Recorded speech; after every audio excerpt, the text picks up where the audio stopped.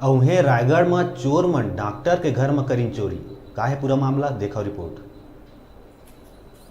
कोतवाली थाना अंतर्गत आशीर्वाद कॉलोनी के डॉक्टर अरुण गुप्ता के घर में चोर मन ताला तोड़ के चोरी करी। मुझे सूचना मिली थी कि वहाँ ताला टूटा है। मैं स्वयं घटना से उपस्थित था, लेकिन मकान मालिक के उपस्थित नहीं होने से हमको वास्तविक का पता नहीं चला कि कितने माल हो सकता है, चोरी हुई है नहीं। फिर भी हमने संदेह के आधार पर वहाँ के फुटेज हमने निकाला है और प्रयास हो रही है कि इसको डिटेक्ट किया जा सके। लगभग सर कितने की चोरी है?